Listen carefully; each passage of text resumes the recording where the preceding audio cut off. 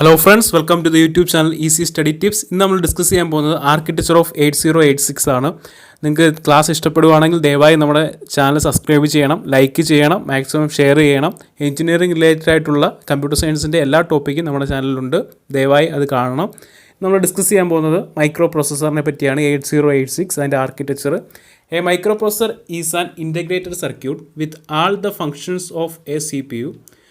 8086 does not have a RAM or ROM inside it. It has internal register for storing intermediate and final result and interface with the memory located outside it through the system bus. അപ്പം നമ്മുടെ micro processor എന്ന് പറയുന്നത് 8086 എന്ന് പറയുന്നത് ഒരു integrated സർക്യൂട്ടാണ്. പിന്നെ 8086 memory ഇല്ല, റാമും റോമും ഒന്നുമില്ല.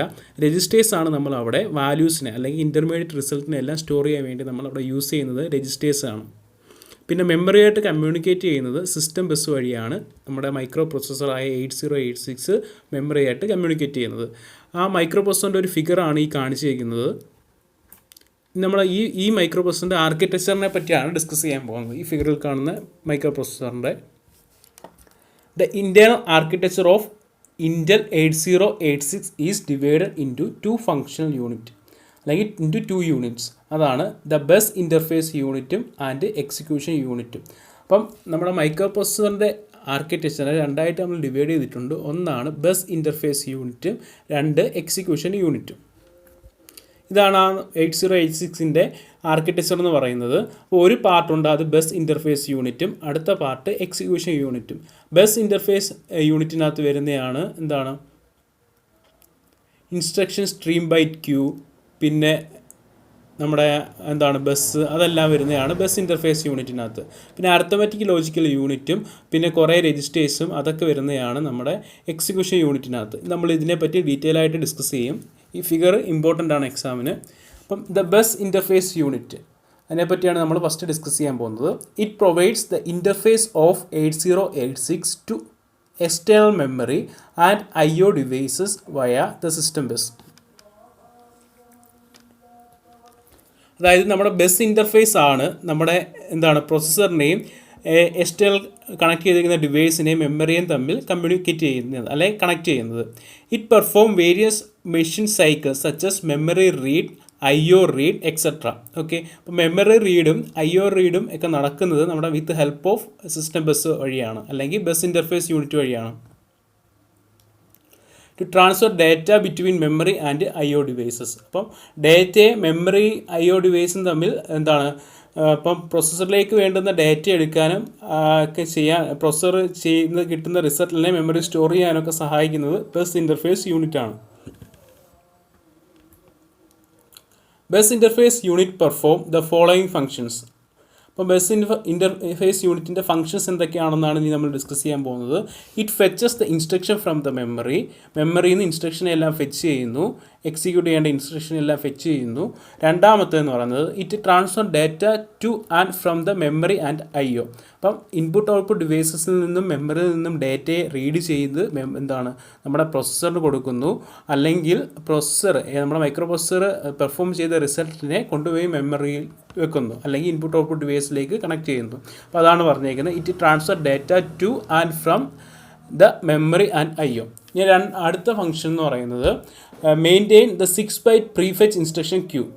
അതായത് സപ്പോർട്ട്സ് പൈപ്പ് ലൈനിങ്. ഇപ്പം കുറേ ഇൻസ്ട്രക്ഷൻ എന്താണ് എക്സിക്യൂട്ട് ചെയ്യാൻ വേണ്ടി ഇങ്ങനെ വെയിറ്റ് ചെയ്യുവാണ്. അപ്പോൾ ആ ഓരോ ഇൻസ്ട്രക്ഷനെയും എന്താണ് മെയിൻറ്റെയിൻ ചെയ്യുന്നു. ക്യൂവിൽ നിൽക്കുന്ന കുറേ ഇൻസ്ട്രക്ഷൻസ് ആണ്, അതിനെല്ലാം മെയിൻറ്റെയിൻ ചെയ്യുന്നത് അല്ലെങ്കിൽ പൈപ്പ് ലൈനെ സപ്പോർട്ട് ചെയ്യുന്നത് ബസ് ഇൻ്റർഫേസ് യൂണിറ്റ് ആണ്. ഇപ്പം bus interface unit mainly contains 4 segment registers, the instruction pointer, a prefetch queue and an address generation circuit. അപ്പോൾ ബസ് ഇൻ്റർഫേസ് യൂണിറ്റിനകത്തുള്ള ഇതെന്ന് പറയുന്നത് 4 സെഗ്മെൻറ്റ് രജിസ്റ്റേഴ്സ് കാണും, പിന്നെ ഒരു ഇൻസ്ട്രക്ഷൻ പോയിൻ്റർ കാണും, ഇനി ഒരു പ്രീഫെച്ച് ക്യൂ കാണും, ആൻഡ് ആൻ അഡ്രസ് ജനറേഷൻ സർക്യൂട്ടും കാണും. ഇനി നമ്മൾ ഇതിനെപ്പറ്റി ഡീറ്റെയിൽ ആയിട്ട് ഓരോന്നിനെപ്പറ്റി ഡിസ്കസ് ചെയ്യും. അപ്പോൾ ഈ ഫിഗറിൻ്റെ ഫസ്റ്റ് നമ്മൾ കാണിച്ച ഇതാണ് ബസ് ഇൻ്റർഫേസ് യൂണിറ്റ്. അതിലുള്ള ഇതിനെപ്പറ്റിയാണ് നമ്മൾ പറയാൻ പോകുന്നത് ഇനി ഡീറ്റെയിൽ ആയിട്ട്. ഫസ്റ്റ് നമ്മൾ ഡിസ്കസ് ചെയ്യാൻ പോകുന്നത് ഇൻസ്ട്രക്ഷൻ പോയിൻ്ററിനെ പറ്റിയാണ്. ഇൻസ്ട്രക്ഷൻ പോയിൻ്റർ നമുക്കറിയാം, നമ്മൾ CSEയിലൊക്കെ പഠിച്ചിട്ടുണ്ട്.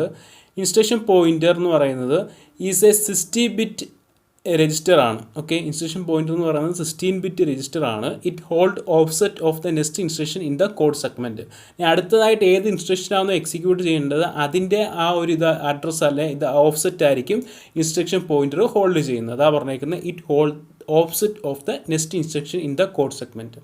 ഇനി അടുത്ത instruction point is incremented after every instruction byte is fetched. ഇപ്പോൾ ഓരോ ബൈറ്റ് ഓഫ് ഇൻസ്ട്രക്ഷൻ ഫെച്ച് ചെയ്യുമ്പോഴും നമ്മുടെ ഇൻസ്ട്രക്ഷൻ പോയിന്റർ ഒന്ന് ഇൻക്രിമെൻറ്റ് ചെയ്യാറുണ്ട്. Okay, instruction pointer is incremented after every instruction byte is fetched.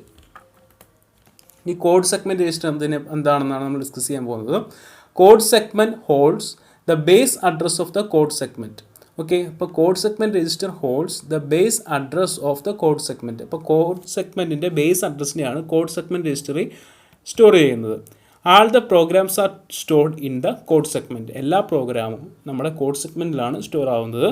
Code സെഗ്മെൻറ്റിൻ്റെ ബേസ് അഡ്രസ്സാണ് കോഡ് സെഗ്മെൻറ്റ് രജിസ്റ്റർ ഹോൾഡ് ചെയ്യുന്നത്. ഇനി അടുത്ത data segment register. DS holds the base address of the data segment. അപ്പം data സെഗ്മെൻറ്റിൻ്റെ base അഡ്രസ്സിനെയാണ് data segment registers hold ചെയ്യുന്നത്. അടുത്ത stack segment registers. Stack segment registers hold the base address of the stack segment. അപ്പം stack സെഗ്മെൻറ്റിൻ്റെ base അഡ്രസ്സിനെയാണ് stack segment registers hold ചെയ്യുന്നത്. Extra segment registers. Extra segment registers hold the base address of the extra segment. അപ്പോൾ extra സെഗ്മെൻറ്റിൻ്റെ base അഡ്രസ്സിനെയാണ് extra segment registers hold ചെയ്യുന്നത്. ഇനി address generation circuit എന്താ ചെയ്യുന്നതെന്നാണ് നമ്മൾ ഡിസ്കസ് ചെയ്യാൻ പോകുന്നത്. The bus interface unit has A physical address generation circuit. അപ്പം അഡ്രസ്സിനെ ജനറേറ്റ് ചെയ്യുക എന്നതാണ് നമ്മുടെ അഡ്രസ് ജനറേഷൻ സർക്യൂട്ട് ചെയ്യുന്നത്. ഇനി അടുത്ത 6 byte prefetch Q.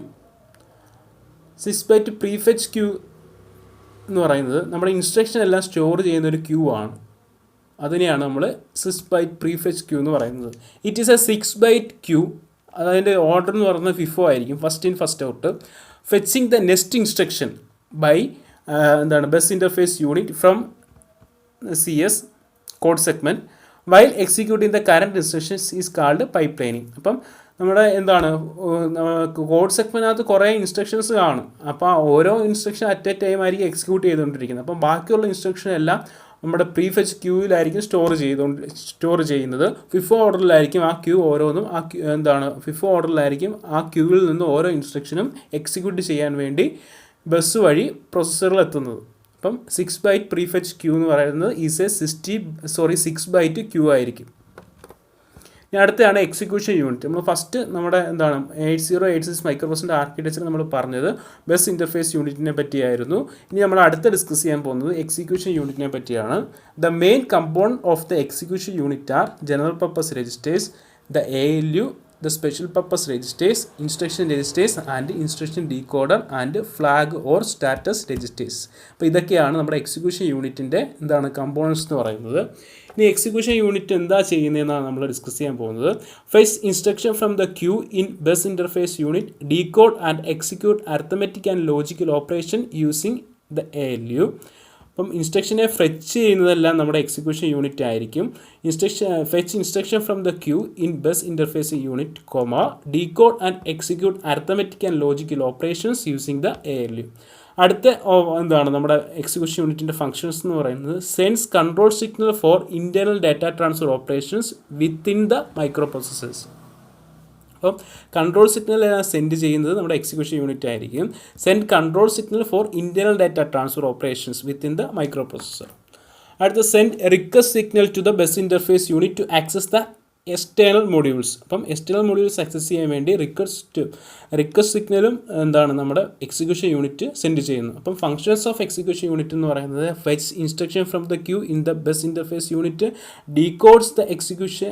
Decodes and execute arithmetic and logical operation using the ALU, send control signal for the internal data transfer operation within the microprocessor and send request signal to the bus interface unit to access the external module.